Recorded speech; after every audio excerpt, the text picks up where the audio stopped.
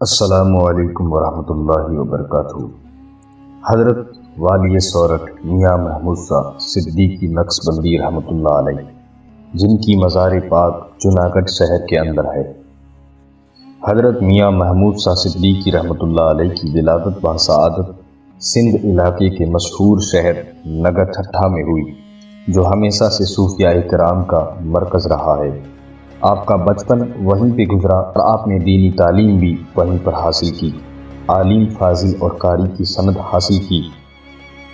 آپ جب گجرات میں تشریف لائے تو گجرات کے اندر خاص کر کے کٹیانا، باٹوا، رانا واؤ اور پور بندر جیسے شہروں کی طرف سلسلہ نقشبندیہ بہت ہی زیادہ پھیلایا۔ حضرت میاں محمود صاحب صدیقی رحمۃ اللہ علیہ کو والی سورت اور چراغ جوناگڑھ کے لقب سے زیادہ مشہور ہے۔ آپ کا نسب نامہ خلیفہ اول حضرت ابوبکر صدیق رضی اللہ تعالیٰ عنہ سے ملتا ہے، اور اسی طرح آپ کا روحانی سلسلہ بھی حضرت سیدنا صدیق اکبر رضی اللہ تعالیٰ عنہ سے ملتا ہے۔ اس طرح سے آپ کو جسمانی اور روحانی دونوں طرف سے صدیق کی نسبت شامل ہے۔ آپ کے والد محترم کا نام حضرت مخدوم محمد الیاس رحمۃ اللہ علیہ ہے، جو متقی اور پرہیزگار تھے اور صاحب نسبت بزرگ ہیں، جو دولت مند بھی بہت زیادہ تھے اور دنیاوی شان و شوکت کے مالک بھی تھے۔ حضرت میاں محمود صاحب صدیقی رحمۃ اللہ علیہ اپنے والد کے ساتھ کئی مرتبہ حج کیا، اور آپ کی شادی سندھ میں ہی ہوئی۔ آپ رحمۃ اللہ علیہ بچپن سے ہی بہت ہی زیادہ عبادت گزار اور ریاضتوں کے مجاہد تھے، اور آخر میں آپ کو روحانی ترقی اور علوم باطنی کی طلب کے لیے مرشد کی تلاش کا جذبہ پیدا ہو گیا۔ اور ایک بار آپ حج بیت اللہ کے بعد مدینہ المنورہ جب پہنچے تو حضور صلی اللہ تعالیٰ علیہ وسلم کی بارگاہ میں صلاۃ و سلام پیش کرنے کے بعد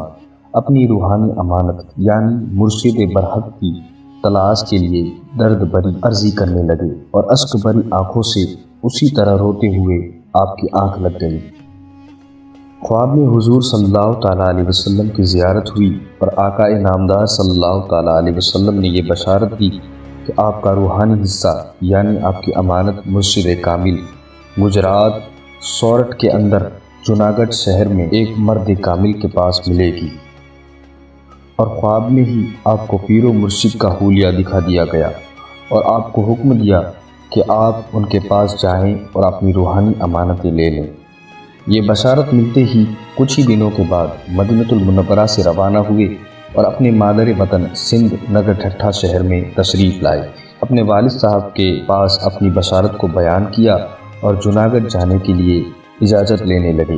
والدین نے آپ کو پروانگی تو دے دی، لیکن آپ کی جدائی برداشت نہیں کر سکتے تھے، اسی لیے وہ بھی آپ کے ساتھ جوناگڑھ کے لیے نکل گئے۔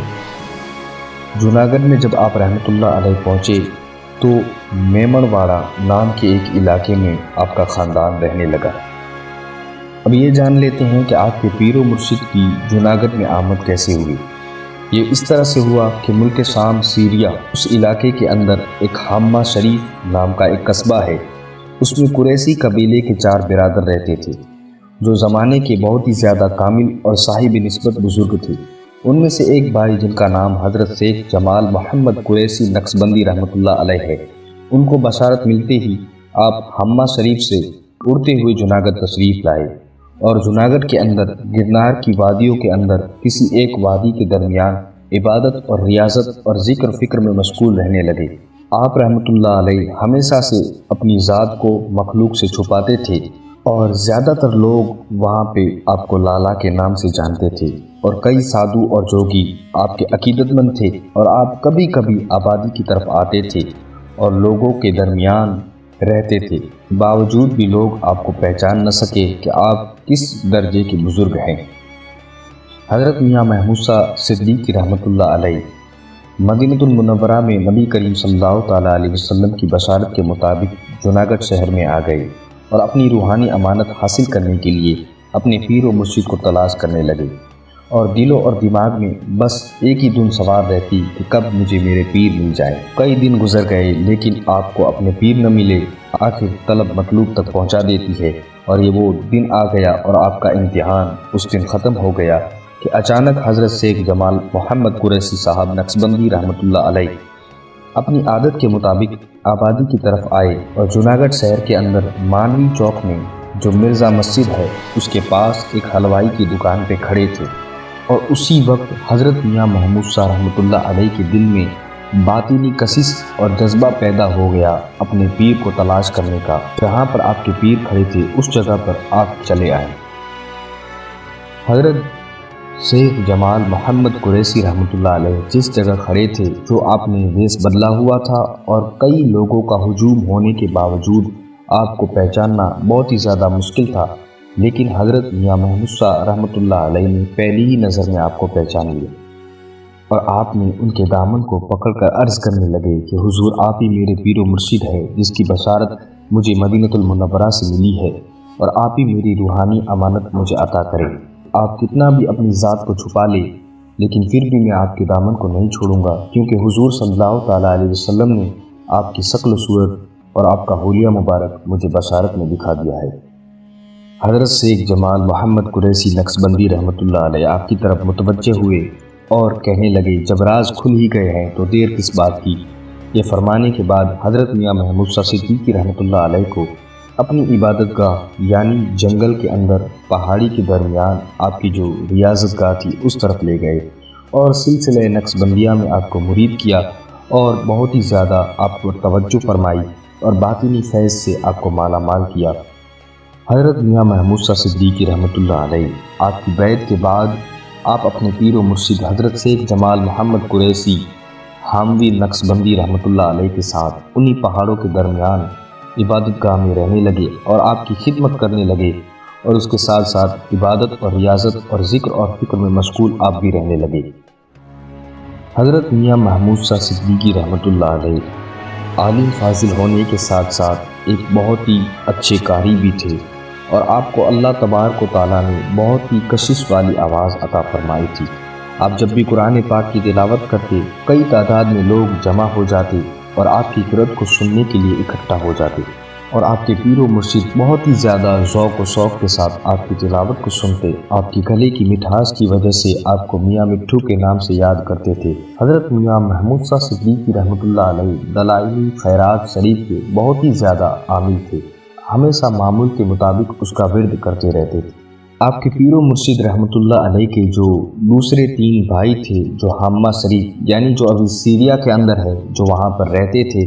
اپنے بھائی شیخ جمال محمد قریشی رحمۃ اللہ علیہ کو تلاش کرنے کے لیے ہندوستان میں آ گئے، اور تلاش کرتے کرتے جوناگڑھ میں آ پہنچے اور پہاڑیوں کے اندر ان کو ڈھونڈ نکالا، اور اپنے بھائی کو حامہ شریف واپس لے جانے کے لیے مجبور کرنے لگے۔ آپ کے پیر و مرشد کہنے لگے، میں میرے مرید میاں مٹھو کو نہیں چھوڑ سکتا، اور اس کا کام ابھی ادھورا ہے کہ یہ جو 3 بھائی تھے انہوں نے بھی کہا کہ ہم بھی آپ کے اس ہونہار مرید کو روحانی فیض سے نوازنا چاہتے ہیں، اور یہ فرمانے کے بعد یہ تینوں بزرگ بھی آپ پہ روحانی توجہ ڈالنے لگے، اور حضرت میاں محمود شاہ صدیقی رحمۃ اللہ علیہ کو روحانیت کے بلند مرتبے پر پہنچا دیا۔ اس کے بعد آپ کے پیر و مرشد رحمۃ اللہ علیہ نے فرمایا کہ میاں صاحب، یہ میرے 3 بھائی حامہ شریف سے آ کر جو آپ پر نوازش سے کی ہے ان کے بہت ہی زیادہ احسان ہیں ہم پر، لیکن تمہاری تکمیل اور خلافت و اجازت دینے کی ذمہ داری اللہ تبارک و تعالیٰ نے مجھے دی ہے۔ اس کے بعد حضرت میاں محمود شاہ صدیقی رحمۃ اللہ علیہ کو اپنے سینے سے لگا کر خاص خاص نسبتیں اور فیضان سے نوازا، اور اپنی خلافت و اجازت سے نوازنے کے بعد اور آپ نے ان کو ایک نصیحت بھی کی کہ محبوب کی امت میں جو حق کے طلبگار ہے ان کو ان کا حصہ دے، یعنی اللہ تبارک و تعالیٰ نے جو ان کا حصہ آپ کے پاس رکھا ہے تو آپ ان کو روحانی امانتیں ان تک پہنچائے اور سلسلے کی خدمت کے لیے اپنے مقصد کو حیات بنائیں۔ ظاہر ہے کہ یہ میری آخری ملاقات ہے، لیکن جب بھی تم ہماری طرف توجہ کرو گے تو ہم تم کو باطنی ملاقات سے نوازیں گے۔ تبارک و تعالیٰ تمہیں استقامت کی دین المتین عطا فرمائے۔ اس کے بعد آپ کو ایک ایسی کیفیت چھا گئی کہ آپ 3 دن تک بے ہوش رہے، اور 3 دن کے بعد جب آپ اٹھے تو آپ کی یہ عادت ہو گئی کہ آپ مخلوق کی ہدایت اور حق کے طلبگاروں کی پیاس بجھانے لگے۔ آپ کا مزار پاک ابھی جس جگہ پر ہے آپ بار بار اس جگہ پر آتے اور وہیں پر آپ زیادہ بیٹھتے تھے، اور کہتے تھے یہی میرا ٹھکانہ ہے